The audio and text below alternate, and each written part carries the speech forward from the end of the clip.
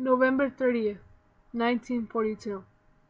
Dear Miss Breed, a friend who returned from Colorado related the following incident to me. He said while in town a few boys entered a restaurant to have a bite to eat. The first thing the waitress asked was, "Are you Japs?" When they replied yes, she turned her back on them and said that they don't serve Japs. So they had to go to another restaurant to eat. When the boy asked the policeman where a certain store was, he replied, "I don't serve Japs." One of the boys became angry and remarked, "Alright, be that way. What do you think we came out here for? We didn't come to be made fun of. We came to help out in the labor shortage." Then the policeman apologized and showed him to the store. The boy said he certainly was glad to return to a camp where there was no unfriendliness. Dear Mr. President, you have said that we are the land of the free. Yet,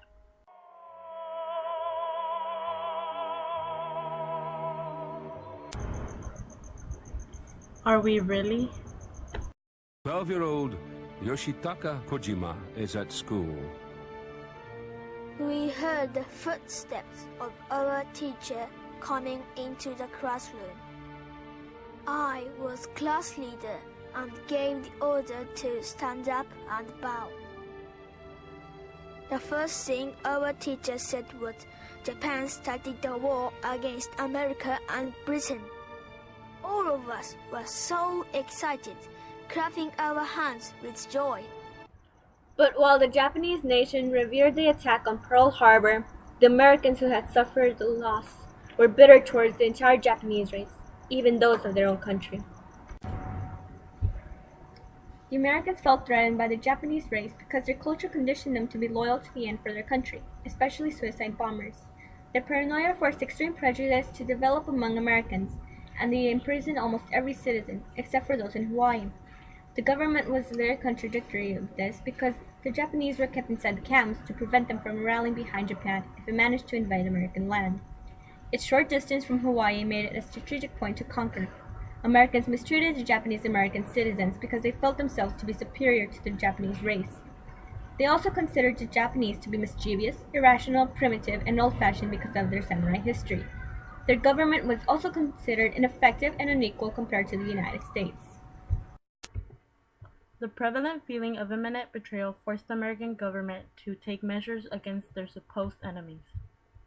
110,000 Japanese were relocated by order of President Roosevelt to the camps under the pretense of keeping surveillance for Japanese spies. 70% of the Japanese that were sent to these concentration camps were American citizens. The camps were unbearably cold during the winter and extremely hot during the summer due to poorly ventilated facilities. Lack of water was another problem faced by the Japanese American in the camps. This caused many to dehydrate. Although the Japanese were excluded from many activities happening outside the camps, many of the men were allowed to leave camps to work, farm, and even go to college. If anyone was found out past curfew, they were shot. On February 1943, President Roosevelt formed a special group composed of only Americans with Japanese ancestry. Although they were allowed to fight in the war, the training hours were longer, and they were not allowed to fight near the other American troops. Despite the disregard for Japanese American citizens' rights, many Japanese American soldiers felt it was their duty and responsibility to disprove negative stereotypes in combat.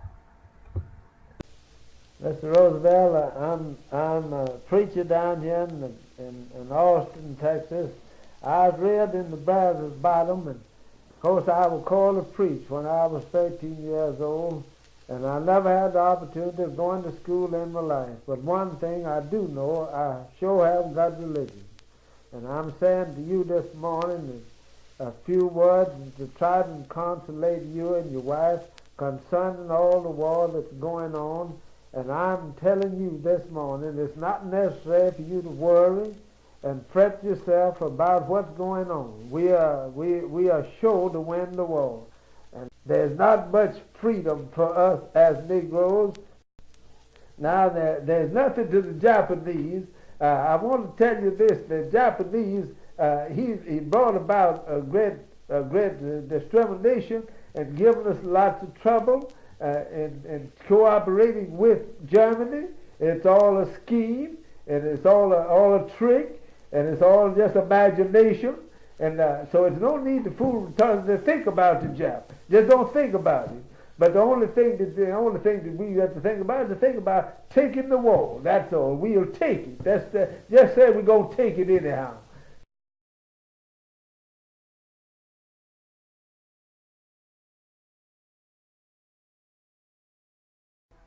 Nothing could dampen the American spirit of Japanese citizens, even when their own government treated them as criminals.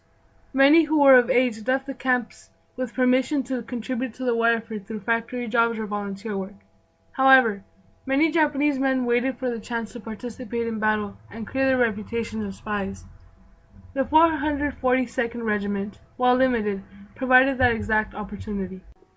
Ironically, the purely Japanese fighting unit was formed in Hawaii, where the residential Japanese Americans were suspected of aiding Pearl Harbor. The tension experienced by the Nisei, or second-generation Japanese soldiers, was between native islanders and mainlanders. Main and Japanese soldiers were nicknamed Katonks, after the noise made by empty coconuts because they were considered to be empty-headed.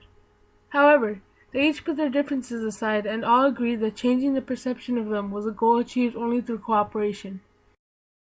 Thousands of young Nisei men did join up.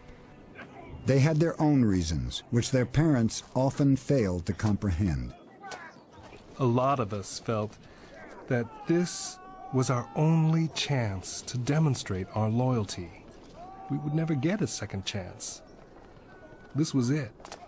We wanted there to be no question about what we were and where we were going. In 1942, the battalion saw their first fight in Italy.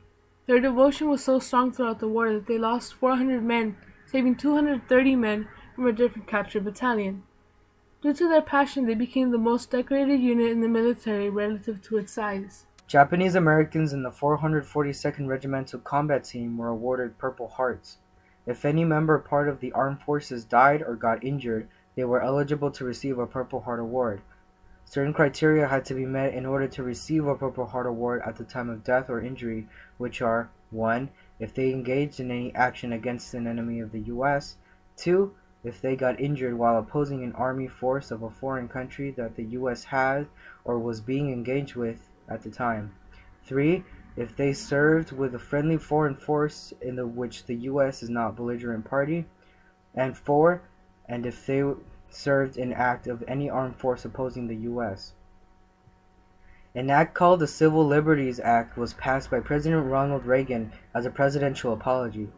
This act also paid any person of Japanese ancestry who lost liberty or property due to the government during World War II $20,000. The Japanese were taken from their homes, relocated, treated like animals, seen as our enemy, and yet they felt a duty and responsibility to not only disprove negative stereotypes, but also to fight for their nation. For this noble and brave act, they did not only win medals, but they have won honor and respect. Was worth it because America took notice.